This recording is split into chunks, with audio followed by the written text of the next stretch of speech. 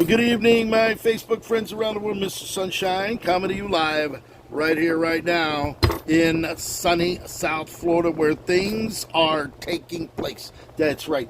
And you know what? I'm back at the garage. I had to get this job done. We got a lot going on this weekend. We just finished up a fantastic dinner with our friends that came in from Pittsburgh, from Boston, from the Cape, Port St. Lucie, and yours truly, Mr. Sunshine. Well, let me tell you something. What we have here today, I actually got this today. I had to go do a job for a client, and they asked me if I could make a key for this. What this is a master lock. This is made by Master Lock Company. It is a Master Model 377, all right? It's a heavy-duty ball hitch. This is what locks the hitch down. After you put your ball down, it locks it down so you can't take it off. What you can see here, here's the locking mechanism here, and what they needed, they didn't have a key. So what I did was I went ahead, opened this up. You can slide over the side, the dust shutter, and if you go, I went ahead and I picked it open. I actually used a pick.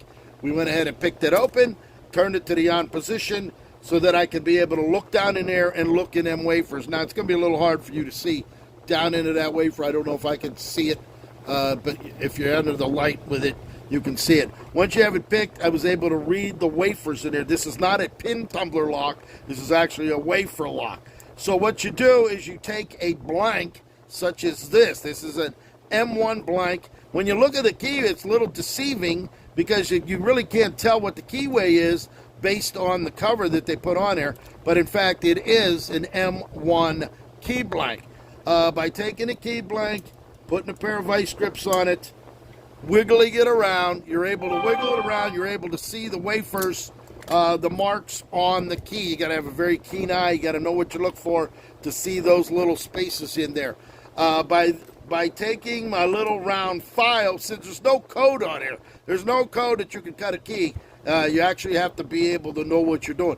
By taking a file, this is a round file, wherever those little marks were, I continued to file into those little grooves where those little marks were, and as I filed it down and keep wiggling it around in there, all right, I actually use my vice grips to give a little pressure. You don't want to bend it too much or you will bend the key in half because the key's not right. By going ahead and filing that down, you can see that's done with a file, okay? I filed that down. By turning it, there it is. By turning it, you can pull it right out just like that.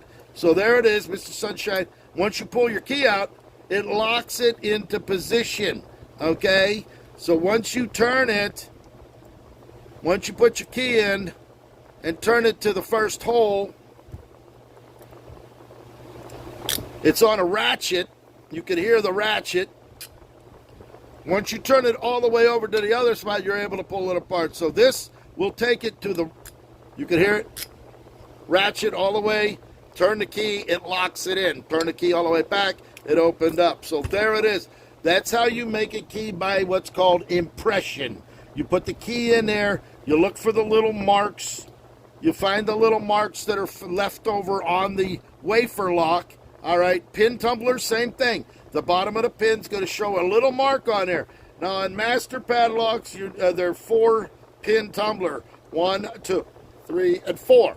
So by knowing that and knowing where to do and not too much pressure, you are able to generate an operating key for that lock. So there it is, Mr. Sunshine, Locksmith Eddy, boom, has done it again as far as making a key. So tomorrow I could drop this off to the client. I think brand new, don't quote me, I think they're around $50.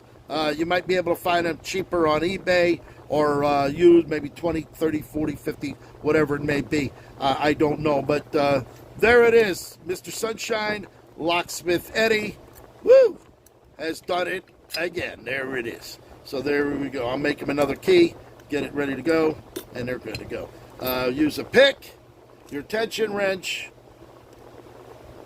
and a file. You can pretty much make any key of a standard key of the old style.